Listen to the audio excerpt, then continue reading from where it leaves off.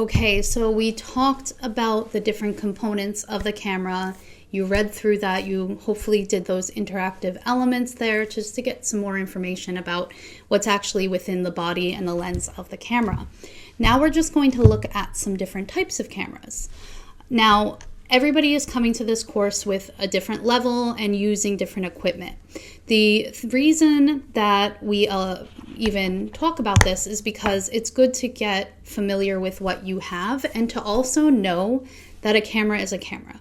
You're going to have certain limitations one way or the other depending on what you're using, and you're going to have some advantages as well. So that it said, let's see what we have. So obviously we have phone cameras. The phone cameras have a little tiny sensor. A lot of them will have 2 different lenses on there now. These are great, obviously, for obvious reasons. You guys don't need to hear it, but you always have it with you, and they get better and better all the time. I just literally upgraded from an iPhone 10 like 3 days ago to an iPhone 12 mini, and I'm blown away by how good the 12 mini is in comparison to my 10. So they're always getting better.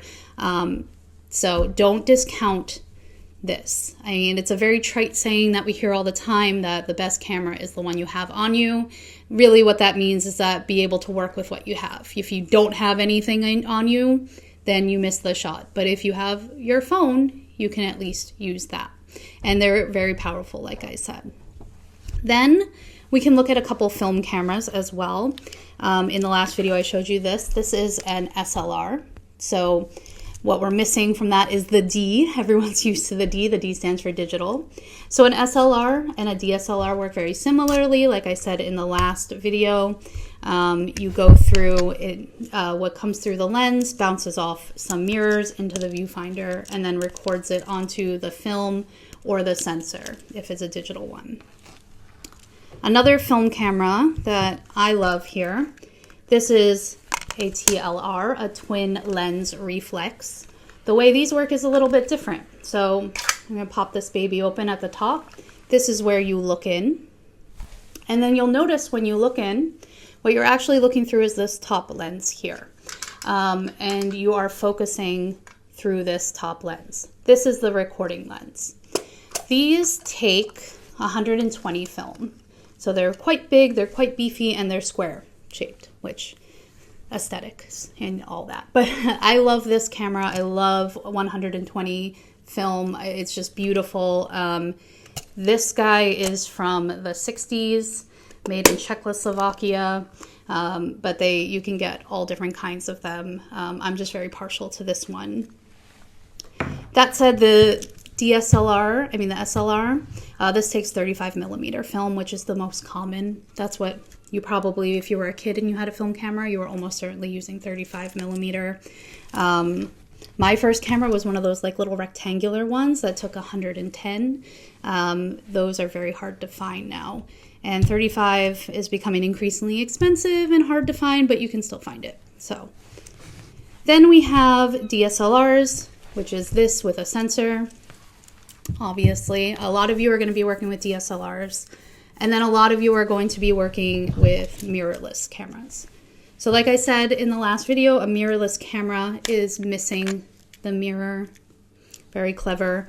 And it goes right into the sensor there. So what you are shooting goes right into the sensor.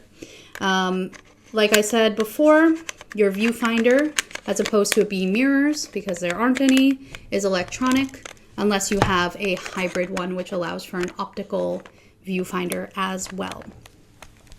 Now, mirrorless and DSLR will come in various sensor sizes as well. We have micro 4/3. Pentax and Olympus make quite a few of those. It's just a smaller sensor. And then you have crop sensors. So Canon, Nikon, all the guys, Fuji, all Fujis, well not all, now they have more, but most of the Fujis are crop sensors. Now this, honestly, this is something that people get really kind of stuck on, but it honestly doesn't, you don't really need to think about it as much as people do think about it. But we are going to talk about that a little bit more in the next lesson about focal length. Then you have full frame. Full frame is based on the 35 millimeter. So that's why it's called full frame. It's not the biggest one though. Weirdly, bigger than that, we have medium format. That's based on these guys. So medium format is the largest consumer one that you can get, but most people kind of cap out at the full frame if that's something you're concerned about. Now, the reason I say it doesn't matter too much is because it's really more about printing. So if you're shooting campaigns and you need to blow things up to, 8 feet, then you're probably going to want to look at a medium format or a full frame. But for just day-to-day stuff and walking around, it's not going to make a huge difference in your life. I just got this camera a few months ago. This is my first full frame ever. And it's cool, but it doesn't change how I interact and how I shoot. That said, when we do talk about focal length, it is something that we need to discuss because the millimeters, the focal length does shift depending on the size of the sensor and the way it's built. So that's something to keep in mind, and that's where that conversation comes up a lot, especially when people are trying to buy a camera and they don't really know. They just assume that full frame is better for everything because it's bigger. It's more about resolution size. Similarly, you hear people talk about pixels and, that's how they sell phones. All of this stuff is extra. When we're talking about what we're doing in this class, we're here to learn how to shoot what you want to shoot.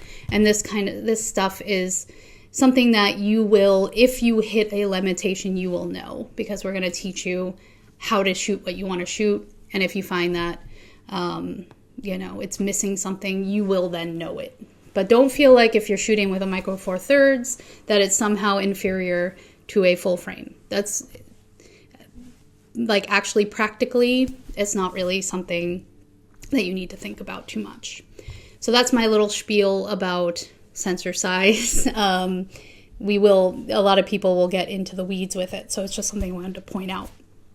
Other cameras that you might run into are compact cameras. My favorite camera I've ever had was my X100 F. Wow, I forgot what letter. My X100 F. And that compact camera or fixed lens camera means that the lens does not come off. What you see is what you get.